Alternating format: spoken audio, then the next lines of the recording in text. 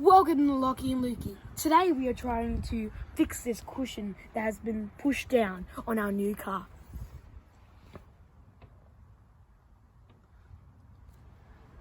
So we are using this foam. We might cut it up a bit to fix the seat on the car because we're going to use a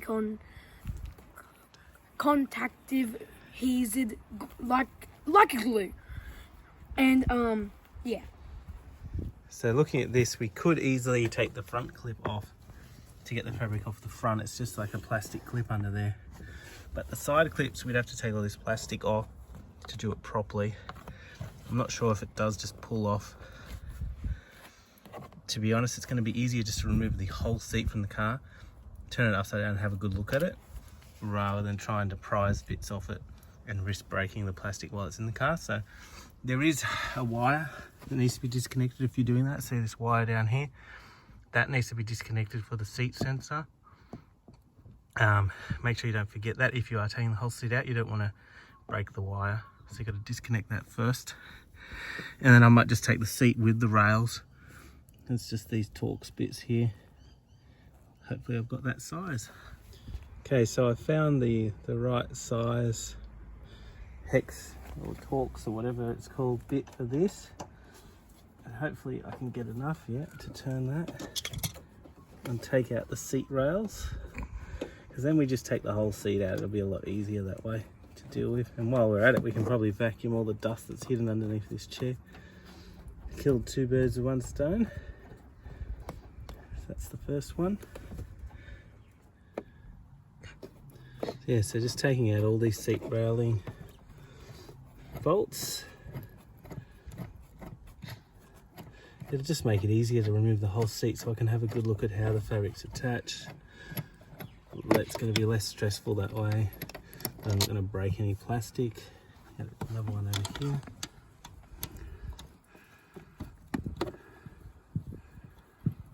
Give it a good clean as well while we're at it.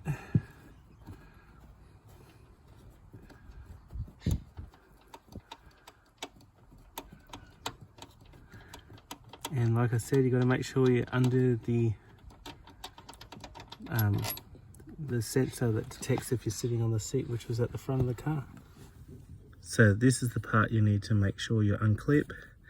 This little lever action here, that lever's off. So originally it was back and I just levered it off and it releases, and then there's a few that holds it there, and it was clipped in here too. I just took that off. I'll put a new one on for that later. But make sure you do that because that's attached to the seat. So when I'm going to lift it off, we don't want to have the whole thing go, but then the wire is still attached. As you'll see, that wire is attached to the seat for the sensor of where you're sitting. Okay, now I'm just trying to make the seat as small as possible because as we take it out, I don't want it to smash into anything. So just trying to get it as far forward on the rail. And sort of as we lift it out, hopefully it doesn't get caught up in anything. It doesn't scratch anything.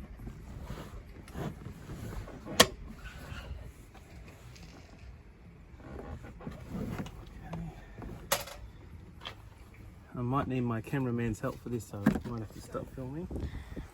Alright, so we're gonna see this here. This should pull off, this strip here. So this is what holds on the front material, and we need to get into it. So it's just a plastic strip that pulls back and across. So I'm just identifying now all the different bits that need to detach to get this off, because we want to get to the foam. There'll be something behind this plastic shroud. I'm just going to be careful not to break the plastic shroud and figure out how this comes off cleanly without causing any issues. Appears to be some tabs here.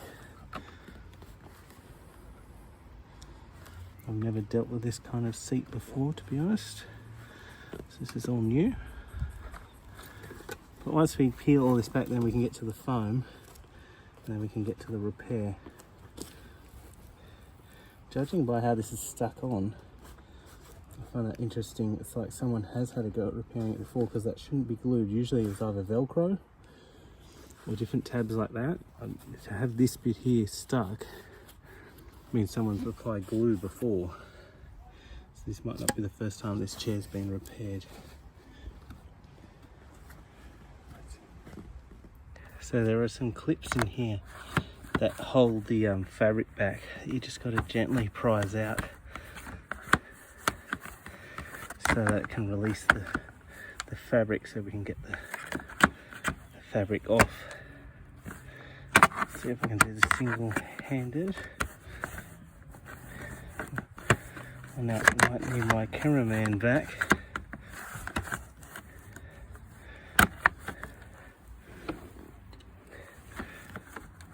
I have to do this one off camera, but basically, yeah, that clip comes off and it ends up like this one here. There's a clip in there. It just needs to be popped off. See that one there? And it comes out and then it releases the fabric, so you can pull the fabric off the chair. So now I've pulled all this back. It was just another one of those clip-on clips on the side. You can see the sort of rotting nature of the foam. So now we need to rebuild all this up, get rid of any of the rotting bits, put in replacement foam and give it some shape, and then put it back down. So any of this rotted stuff's no good. It's not gonna be of any use when you're sitting on it, because then that all folds over and it needs to have something under it. At the moment there's a big hole where your bum is. So we've got to rebuild this up, put in a better shape, so all this can go off. If it's loose, it's not going to hold anything, so it may as well come off. And we've got to put in something in its place to rebuild the strength for the chair. So we are just cutting up the rough shape of the seat so we can put it on the side with all the molded and all the like holes on the seaters. So So if I was to just do a rough cut now, we'll hold it up and you'll see what's going to happen. We're going to be having a reinforced shape go in here to be under that corner and connecting back in. So we're just going to get a rough shape for now where all this will go. It'll go in like that, and then we've got to glue and strap it into place, and then the seat cover will come back down. We'll probably have a bit here that we'll have to shape to fill in that gap, or we can cut out a bit from here and then wrap it, because we want all of this to reinforce the bum as we're sitting on it there. So that's the plan. Give it a bit of a shape again. So you see here, this is all falling away, so we don't want this. We've got to keep the pressure on here, even though we've got the side, but we want the bum to be reinforced. So we're going to put some extra bolstering in here, so that way there is some upwards pressure on where the bum will actually be. It's just to give it that extra reinforcement, so that will end up going in there. And what we're going to use is contact adhesive, which is this one I got a spray on, but you can get it in a different product that you just sort of paint on with a paintbrush. I'm just going to spray on contact adhesive on both surfaces, and I want to fuse those two pieces together so that they become one piece going forward, and that will help to re-support the right hand side of the bum there. And it's a similar process for this side piece. So once we're happy with this side piece, I will use contact adhesive and probably some tape to strap it into place. So I'm just getting that in, making sure it's all tucked in where I want it. Like that. And we're going to do the same again. This one's going to be a bit trickier. I might actually get some masking tape ready as a temporary measure.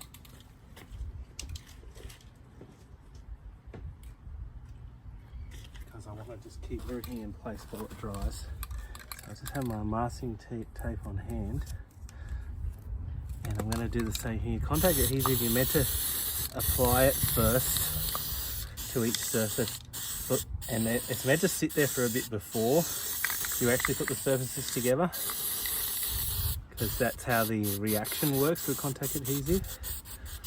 It gets sticky once both surfaces are applied. So we're going to see, is that a bit tacky? Once it gets a bit tackier, and it probably says that on the back, keep surfaces apart and dry 5 to 30 minutes and then join them. So that will create this extra stickiness for us once we stick them together, and then they will be really sticky.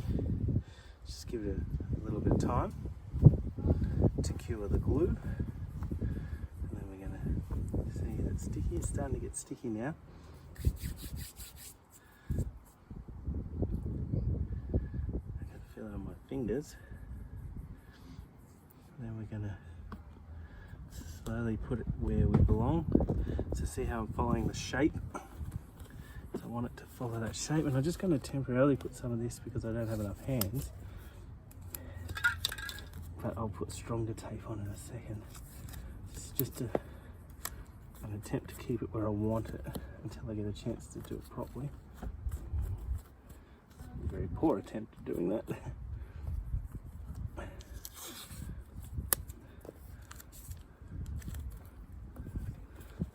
Just want to keep some tension on there for a little bit. Let the glue do its work.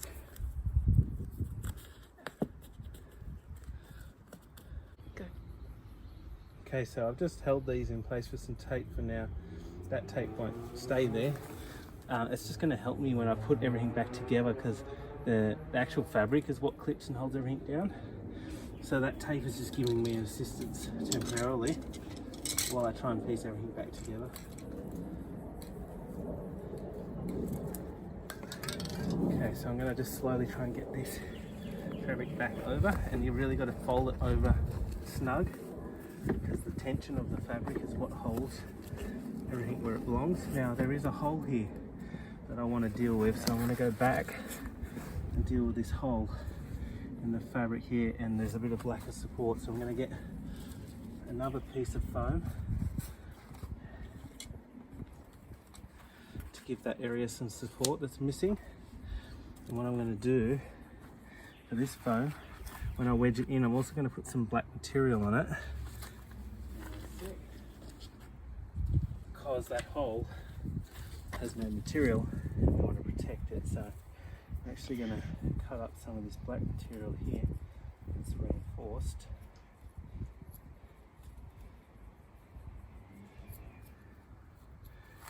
And put it on that piece before I insert the piece. And that's going to form an extra barrier for that hole that doesn't really have anything to protect it.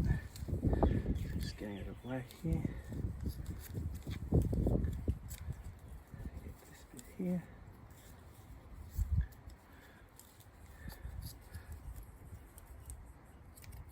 So what I'm going to do is wrap the top of this with this material. I won't need the tag.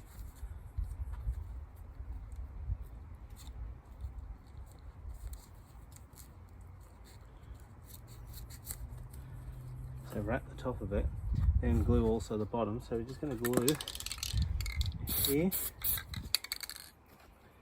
and here, because this is going to attach to it. And then this piece will go in there with the black facing up, so it comes through the hole as an extra protection for that hole. So put that, let that get a bit sticky. Okay, now I'm going to put that, I need it a bit sticky on the back too. Like that. Then I need to get some in there. It's going. I'm going to wedge it in underneath this hole to give that support down deep in there. Got this hole here, because that is lacking some support and shape. There we go, that gives that support. Now we can fold the whole lot in.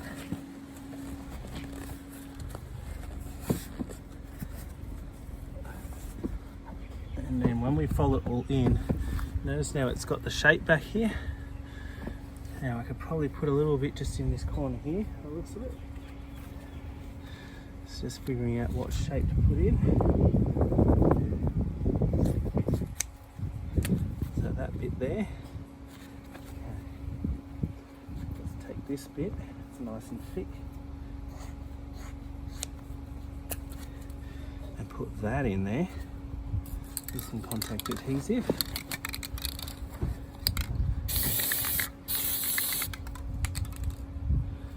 And that will then fix that little corner. And we'll support it underneath here.